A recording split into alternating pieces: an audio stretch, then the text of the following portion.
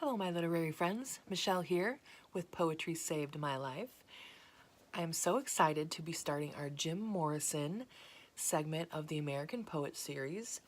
A little background. James Douglas Morrison was born in Florida on December 8th of 1943 and was the frontman for The Doors, singer, songwriter, poet.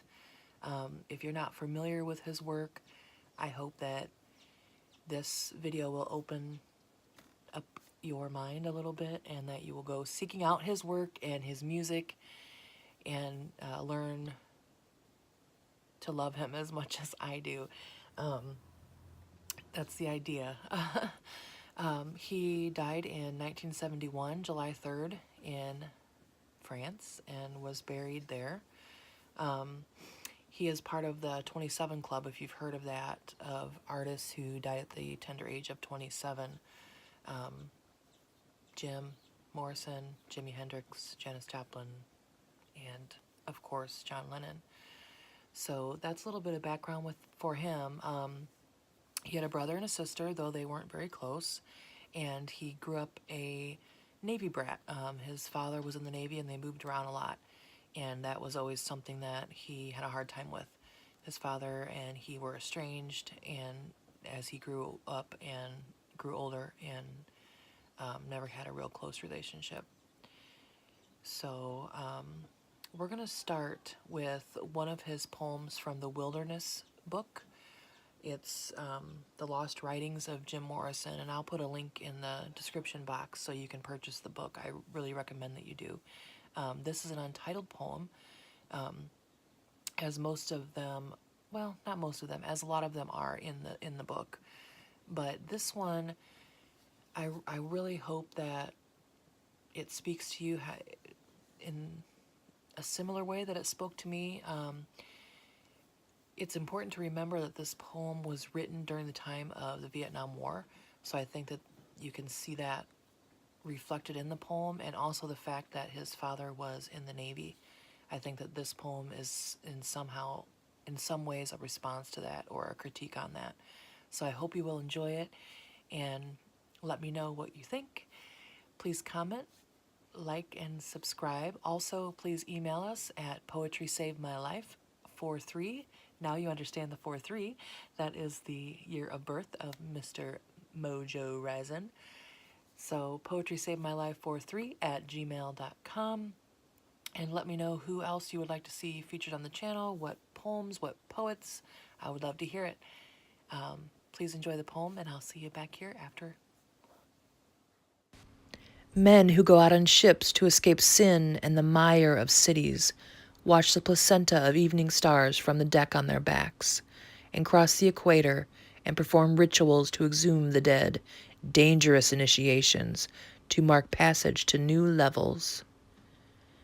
To feel on the verge of an exorcism, a rite of passage, to wait or seek manhood, enlightenment in a gun, to kill childhood, innocence, in an instant. Well, I hope you enjoyed it. Like I mentioned in the intro, I really think that this poem is timely in the way that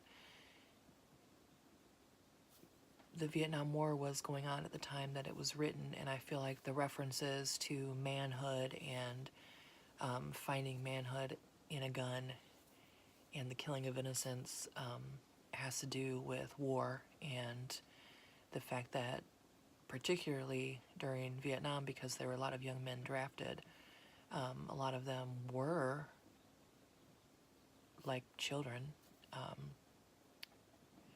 high school age students, barely 18, some not 18, who were forced into war and into a position in which they had to become men. And the tone of the poem is a little bit critical, I think, but also very sad and very true and honest and open. And I also think that the reference to men on ships is probably alluding to his father and the complicated relationship that they had together. and Jim's inability to really understand the drive to be part of the military, and the personality and I don't know, attitude of his father. So yeah, that's what I'm thinking, and I love it. I think it's beautifully written, and really a thinker, and definitely alters you in some way, which all good poetry should do. And I just love it. And in case you didn't realize, I love Morrison, so I hope you'll love it too, and I hope that you enjoy this channel, and will stay tuned for our further poems. And if you haven't, go back and look at some of the Dickinson poems as well that we've done. As Jim Morrison once said, that he's kind of hooked to the game of poetry and literature, and that his heroes are artists and poets. And that's how I feel too. He's one of my heroes, and obviously he's a singer and musician, although he didn't really play any instruments. But yeah, I mean, you know, he wrote songs and sang, of course, but I think the biggest thing that he was a poet, and I think that he identified with that more than as a rock star. Even though he lived quite a rock star life, I think poetry was his bag, right? And that's who he really was, and I just love that about him.